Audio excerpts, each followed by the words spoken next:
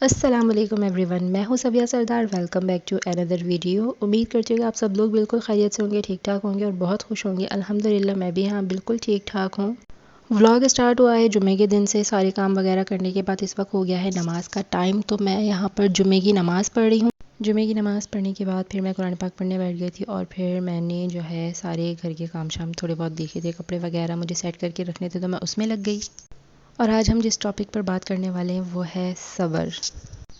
सब्र हमारी ज़िंदगी में कितना ज़रूरी है ये बहुत से लोग नहीं जानते, और सब्र से हमको हासिल क्या होता है ये भी हम नहीं जानते। इवन बहुत से लोग नहीं जानते। मेरे साथ अभी पिछले दिनों कुछ केस हुआ, वो बेसब्री से रिलेटेड था। उसके अंदर बेसब्री इतनी थी, मतलब जो मेरे साथ कम्युनिकेट कर रही थी खातून, उन्होंने जो है मेरे साथ बहुत बदतमीज़ी की, लेकिन मैंने आगे से उनको पलटकर उस बदतमीज़ी का जवाब कोई नहीं दिया।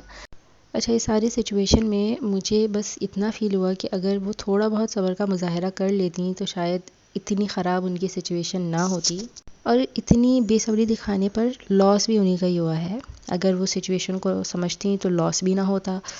अब मैं यहाँ पर पूरी डिटेल आप लोगों के साथ शेयर नहीं कर रही कि हुआ आखिर क्या था, लेकिन बस मैं इतना बताना चाह रही हूँ कि बेसब्री जो है इंसान को बहुत नुकसान पहुँचाती है। कुरान पाक में भी अल्लाह पाक फरमाता है कि सब्र करो क्योंकि सब्र करने वालों के साथ अल्लाह है। जब हम यही चीज़ सोच लें कि अल्लाह हमारे साथ है और हमारे तमाम मामलात को वो बेहतरीन बना देगा, तो हमारी ज़िंदगी की बहुत सी मुश्किलात वैसे ही ख़त्म हो जाए।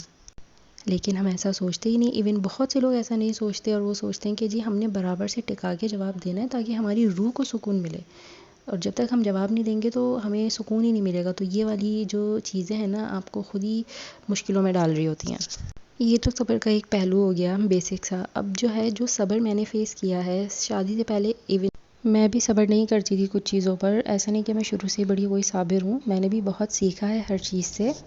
और जब से मेरी शादी हुई है ना, शादी के बाद तो बस मैं बहुत ज़्यादा ही साबिर हो गई हूँ। हर चीज़ में सब्र करना, हर चीज़ को इग्नोर कर देना।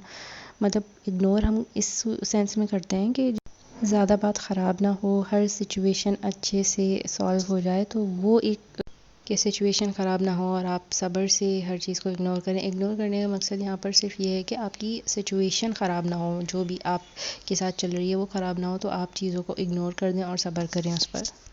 शादी से पहले जो है मुझे ख़ुद बहुत गुस्सा आया करता था बहुत सी चीज़ों पर। मैं नहीं समझती थी और बस मैं गुस्सा करने लग जाती थी। तो ये भी एक सिचुएशन है बेसब्री होने की, कि आपको गुस्सा बहुत आ रहा है, आप चीज़ों को नहीं समझ रहे।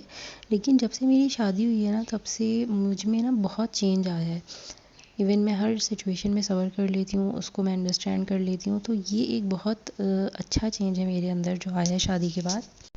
अगर तो आप शादी के बाद सब्र नहीं करते किसी चीज़ में, आप हलचल मचा रहे होते हैं कि ऐसा क्यों वैसा क्यों, तो इन चीज़ों की वजह से जो है ना आपके रिलेशन पे भी बहुत असर पड़ता है, जो आपका और अपने आपके हस्बैंड का होता है। तो मुझे ऐसा लगता है कि शादी के बाद जो सब्र है वो बहुत ज़्यादा इम्पॉर्टेंट है, ताकि आपका और आपके हस्बैंड का रिलेशन स्ट्रॉन्ग रहे। आप एटलीस्ट एक दूसरे को समझे। इवन अगर कोई एक टाइम में गुस्सा होता है तो दूसरे को चुप रह जाना चाहिए ताकि सिचुएशन ज़्यादा ख़राब ना हो। और अगर दोनों ही सेम टाइम में बहुत हलचल मचा रहे हैं या हंगामा आराई कर रहे हैं, तो फिर वो कैसे हर चीज़ को ठीक करेंगे। और फिर यही होता है कि आपस में दोनों ही सोचते हैं कि जी हमारा रिलेशन चल ही नहीं सकता। तो मुझे ये लगता है कि ये वाले रिलेशन में जो आपका और आपके हस्बैंड का, इसके अंदर सब्र बहुत ज़्यादा इम्पॉर्टेंट है। वैसे तो और भी बहुत सी सिचुएशन है जिनके अंदर हमको सब्र करना ही चाहिए, लेकिन हम करते नहीं हैं। और अगर हम कर लें तो ज़िंदगी हमारी ही सुकून में रहेगी, हम ही सुकून से और खुशहाल रहेंगे। तो बस ये कुछ पॉइंट्स है रिलेटेड टू पेशेंस, तो मैंने आपके साथ शेयर किए हैं। ज़रूर इसको अपनी ज़िंदगी में लाएँ ताकि आप भी अपनी ज़िंदगी को पुरसुकून बनाएं और खुशहाल ज़िंदगी गुजारें। टेंशनों को करें साइड में, क्योंकि ये सारी ज़िंदगी का मामला है। सब्र से ज़िंदगी गुजारें, हर चीज़ को इग्नोर करें और खुश रहें। तो बस अब चलते हैं किचन में, और आज मैंने बनाए हैं ये स्टफ़ डोनट। तो ये मैंने कैसे बनाए इसकी रेसिपी मैं आपके साथ शेयर करती हूँ। तो किचन में चलते हैं अब। जिससे मैं डोनट में फिलिंग करने वाली हूँ वो कस्टर्ड ये है। इस पर यमी तो लिखा हुआ है, लेकिन पता नहीं है यमी है कि नहीं। अब इसको बना के चेक करेंगे आज कि ये यमी है कि नहीं। Let's see. और मैं वनीला ही यूज़ करती हूँ, मुझे वनीला ही पसंद है। वैसे मैंगो भी चलता है। और ये हमारी डो कितने अच्छे से राइज़ हो चुकी है, अच्छी खासी राइज़ हो चुकी है। अब इसके पेड़े बना के इसको भी थोड़ी देर हम लोग छोड़ देंगे, ताकि जो हम मतलब डोनट की शेप दें वो और राइज़ हो। मतलब शेप देगी फ़ौरन उसको फ्राई नहीं करना होता, उसको थोड़ी देर छोड़ देना होता है। तो इसको भी छोड़ेंगे तो अब इसकी शेप बनाते हैं। अच्छा जी, तो डोनट की शेप देने से पहले जो है मैंने यहाँ पर दूध बॉईल होने के लिए रख दिया। जब तक दूध बॉईल होगा तब तक मैं डोनट की शेप बना लूँगी। और मैं इसमें चम्मच इसलिए चला रही हूँ क्योंकि ये पाउडर मिल्क है, सारा पाउडर मिल्क है, तो मैंने थोड़ा सा इसको घुमाना फिराना है ताकि वो बिल्कुल सेट हो जाए और अच्छे से बॉईल हो जाए। तो तब तक हम पेड़े मतलब डोनट की शेप बना लेंगे। मेरे दिमाग में बार बार पेड़े आया जा रहे हैं जैसे मैंने रोटियाँ बनानी है। अच्छा, तो डोनट की जो डो है वो मैंने 3 घंटे पहले ही बना के रख दी थी। अब वो अच्छे से जब राइस हो गई तो यहाँ पर हमने उसके छोटे छोटे पोर्शन बनाने हैं और फिर उसको शेप देनी है गोल गोल, क्योंकि हम स्टफ़ डोनट बना रहे हैं तो वो गोल गोल ही डोनट बनने चाहिए, बीच में से होल नहीं होना चाहिए।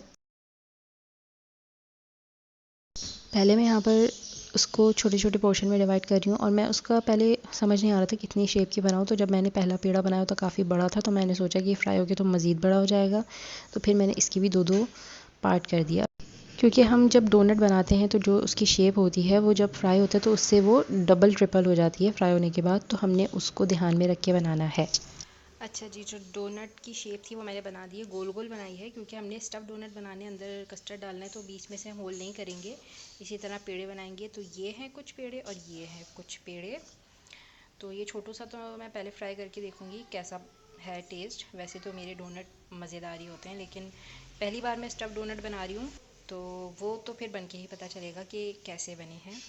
तो अभी मैं तकरीबन इनको 15 मिनट के लिए छोड़ दूँगी ऐसे ही, ताकि इनके ऊपर जितनी मेहनत लगी है अभी वो थोड़े रिलैक्स हो जाएं। उसके बाद हम इसको मीडियम टू लो फ्लेम पे फ्राई करेंगे।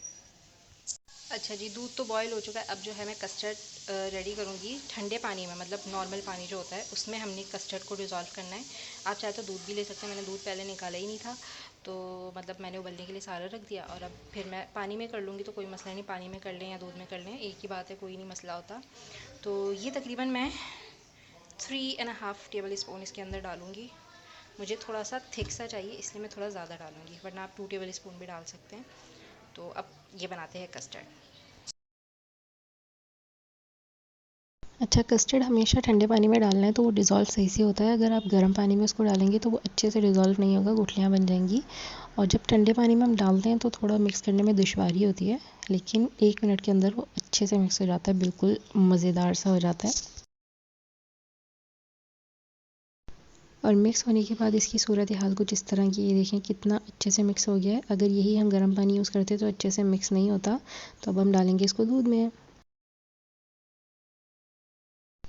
अच्छा, जब भी कस्टर्ड आपने दूध के अंदर डालना है तो उसको डाल के छोड़ना नहीं है, चम्मच घुमाते रहना है जब तक वो थिक ना होने लगे। अगर हम इसमें चम्मच नहीं चलाएंगे तो इसमें गुठलियाँ बनने लग जाएंगी और वो स्मूथ सा नहीं बनेगा। और चम्मच चलाकर भी हमको ये पता चलता रहेगा कितनी कंसिस्टेंसी हमको चाहिए। तो ये बहुत पतली थी तो फिर मैंने मज़ीद और बनाया है कस्टर्ड, फिर इसके अंदर ऐड किया, तब जाके वो थोड़ा थिक हुआ था।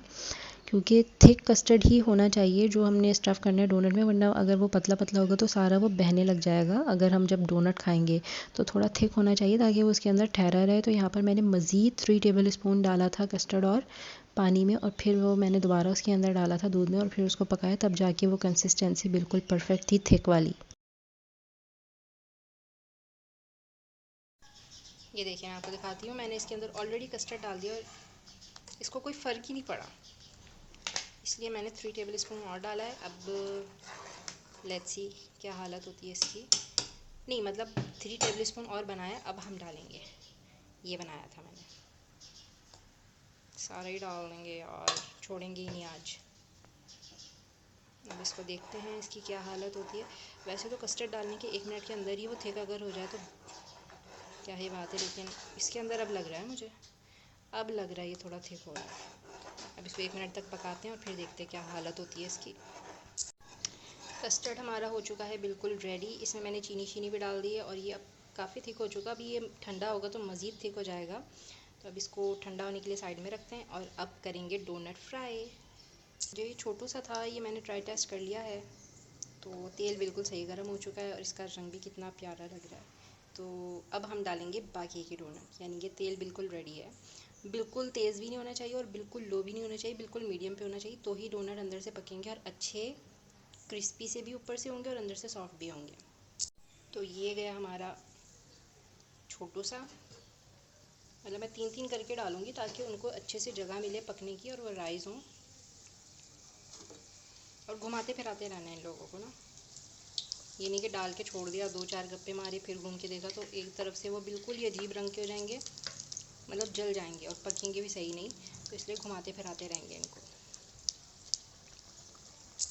तो ये 3 तो हो गए बिल्कुल रेडी। जब ये बिल्कुल गरम गरम हो ना, तभी हमने इसके ऊपर शुगर लगानी है, जो मैंने पीस के पहले से ही रखी हुई थी, वरना ठंडे हो जाएंगे तो शुगर इस पर चिपकेगी नहीं। बहुत गर्म है। अगर आपको पसंद है तो लगा लें, वरना छੱਡ दें। मैं भी पहली दफ़ा लगा रही हूँ वैसे। लेट्स सी कैसी बनती, क्योंकि मैंने ना कस्टर्ड भी इतना मीठा नहीं बनाया, तो बिल्कुल बैलेंस हो जाएगा। अब करते हैं बाकी के फ्राई। कितने प्यारे लग रहे हैं ना। अच्छा, जब डोनट के अंदर होल करना है तो वो भी ज़्यादा ठंडा होने के बाद नहीं करना। जब आप शुगर वगैरह इस पर लगा लें तभी आपने इसमें होल करना है, वरना ठंडा होने के बाद इसमें होल नहीं होगा, वो चिपकने लग जाता है। तो इसलिए गरम गरम में ही करना है। और मैंने हाँ नाइफ़ से कर लिया था, तो नाइफ़ से इजीली हो गया था। मतलब नाइफ़ अंदर डाल के थोड़ा अंदर ऊपर नीचे घुमाना है और फिर निकाल दें। और किसी भी पाइपिंग बैग के अंदर कस्टर्ड भर के फिर आपने इसके अंदर फिल करना है इस होल के थ्रू, तो वो अच्छे से फिल हो जाता है। तो यहाँ पर मेरे डोनट अच्छे से फिल हो चुके हैं और ये बहुत मज़े के बने थे, सबको बहुत पसंद आए थे।